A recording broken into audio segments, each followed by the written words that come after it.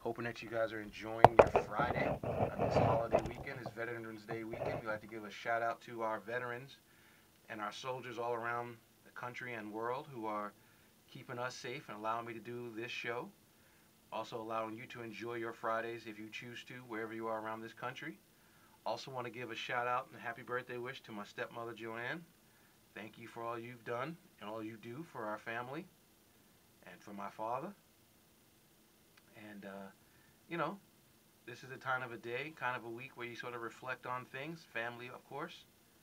And so, big shout out to all you down there in Florida and North Carolina and in New York listening to my show. And we shall continue talking the world of sports. Some more good. Tony Stewart, he won again. It's funny, before the race started last week, I guess there was this banner up. Tony Stewart and Carl Edwards were kind of, talking smack to each other, and it was put on a banner. And Tony Stewart lived up to his end, and now he's only 3 points behind with 2 races to go.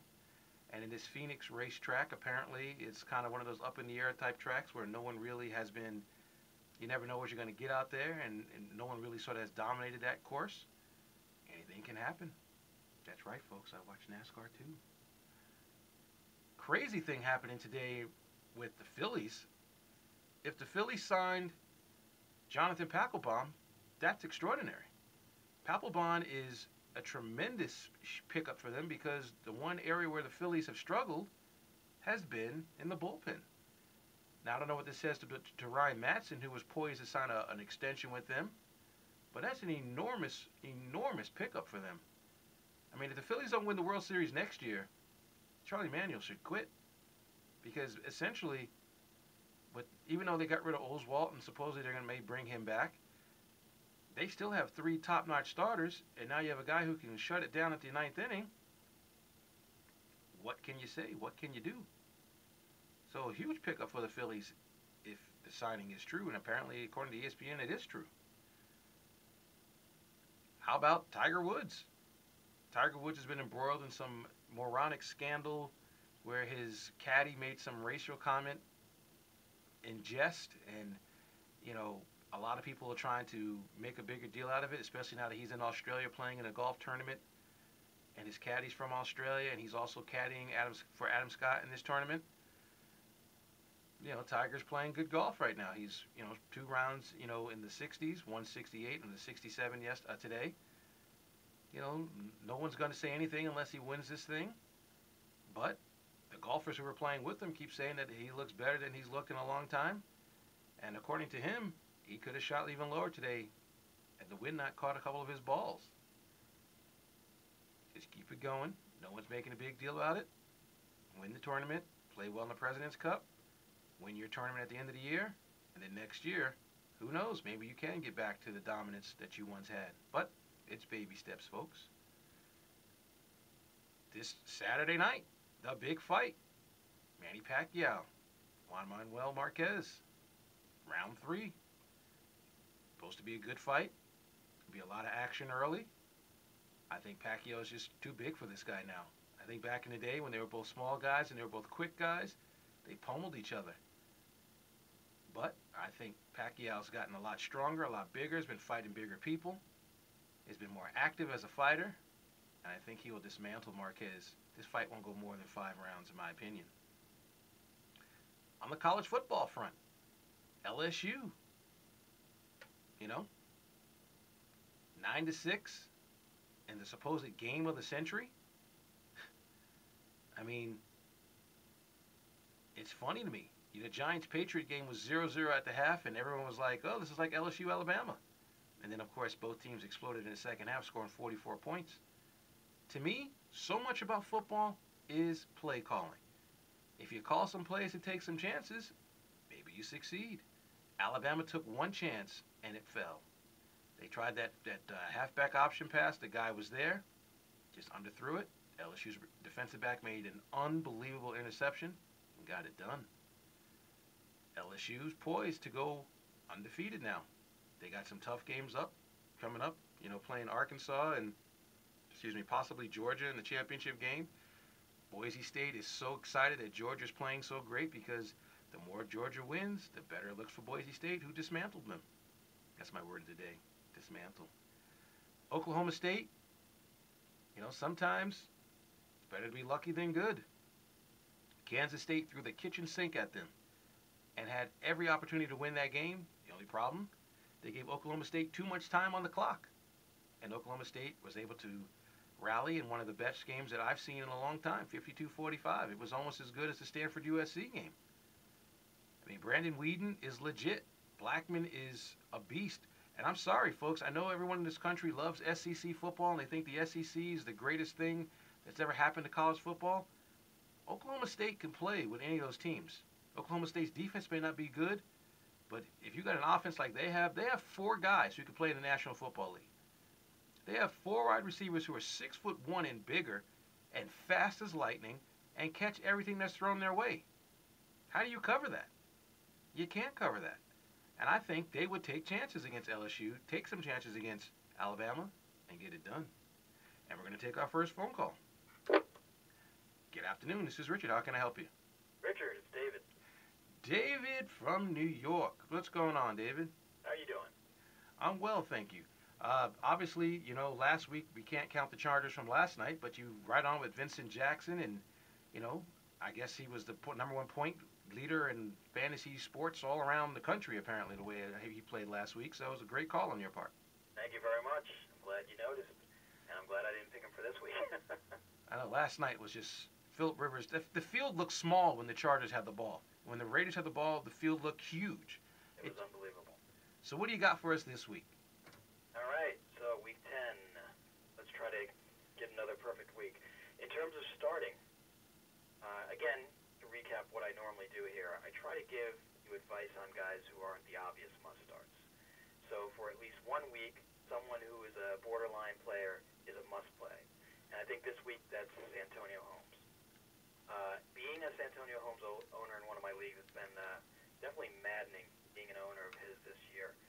But against New England, it's the poorest, last-ranked pass D. The Jets' pass games are never going to look better than this week, especially since after last week, I'm going to go out a little bit on a limb here, but see if you could follow me here. Last week, emotionally traumatic loss to the Giants New England had. It was reminiscent of a few Super Bowls back. You and I both know about that one, Rich. I'm going to go out and say that I suspect Belichick is going to be concentrating on stopping Plexico. He doesn't want 2 straight slaps in the face, 2 straight flashbacks of a guy from his past, from that painful year, hurting him. So I think they're going to be concentrating on Flex. Although I did hear a report just a few hours ago that Flex might be questionable for this game, which might actually play even more into the hands of Santonio, leaving him to run free in the New England secondary all by himself. Yeah, they're saying that Burris has a sore back, and has not practiced a lot this week. Yep. So I think either way, whether he's in or not, when I sort of gave this some thought earlier in the week, I came up with Santonio Holmes without knowing anything about Flex. So I think with Flex or without, he's going to score some points. I also have a Flex for you. A lot of the leagues that people play in have that Flex spot where you can go either running back, wide receiver, sometimes even tight end. Ben Tate, you got 17 fantasy points last weekend as a backup, obviously. He's facing a run defense this week that's weaker than last week. Tampa Bay this week, Cleveland last week. And a similarly anemic offense. So once again, there's no reason to think he won't end up with 40% of the carries at the end of the game, especially when you count all the garbage time stuff, which doesn't count in the real NFL, but as we know, counts a lot in fantasy. Well, he and Foster have been gashing everybody the last 2 weeks. They've both gone over 100 yards in the last 2 games they played. Yeah, it's one of those system-type situations. You have it in Buffalo. I'm sure, would have it in Philly, Chicago. We see it all the time where it's all about the line and the blocking, the offensive line. If you see a running back go nuts other than an Adrian Peterson, I'd say, he probably has a great line in front of him. And when someone goes down, if you've got a qualified candidate backing him up, start that guy, absolutely. And this is an exact example. Ben Tate looked every bit as good as a starting running back, but obviously he's sitting behind a force there in Houston. So either one of those guys, when they're in the backfield, is going to be equally potent, in my opinion. And so who should we sit this week? I'm going to say Marshawn Lynch. He's going against the Ravens D. as usual, ferocious against the run, and more importantly, as usual, stalwarts when you get to the goal line. They don't allow any running backs to get past them. It's a pride thing with them. As long as Ray Lewis is there, I'm convinced they're going to be like that no matter who else they have on that D. Plus, you have to face it. Marshawn is pretty much all that Baltimore's defense has to concentrate on during this game because, again, it is Seattle. And any surprise picks, any draft moves, or not draft moves, but pickups or defense you think you should pick up this week, other than the Ravens? It's obvious, but other things. Yeah, well, I'll give you a defensive start, and then I'll give you a quick pickup. In terms of defense, again, going on a limb, I'm going to say the Texans at Tampa Bay. I haven't said the Texans' name all year for defensive purposes. But Bucks are coming off a bye. We learned this year that the extra week to prepare theory just doesn't hold water. And even though the Bucks are at home, if you look at the Texans' D, what they've done over the last 3 weeks, they've held opponents 7, 14, and 12 fantasy points. 7, 14, and 12 real points. Now, these weren't exactly explosive teams, Tennessee, Jacksonville, Cleveland, but when you look at the whole year, they also have double-digit fantasy points against Indy, Miami, and Pittsburgh. Basically, they kick butt on D against teams that they're supposed to kick butt on D, which is a rarity. It lends a lot of consistency to that defense. So, play them when they play a weak offense, you sit them when they play a decent to strong offense. And Tampa Bay, I think, is one of those weaker ones, unfortunately, this year. So I'm going to say at least 10 points for the Houston Texans defense this week. Interesting pick. Yeah. And then finally, you asked about a pickup, and I'm going to say Heath Miller. He's owned in less than half the leagues of all the leagues that I'm affiliated with. When I've checked it out, he's like in the 40% range. And what he's been doing as of late is going out in more of the pass patterns. He's a bigger part of the offense, receiving more targets from Roethlisberger than he was earlier in the year.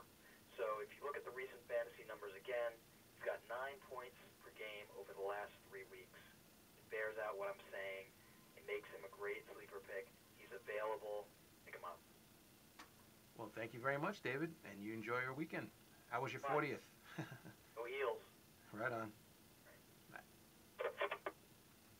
89.7 KLASFM. My name is Richard Harris, and we appreciate David.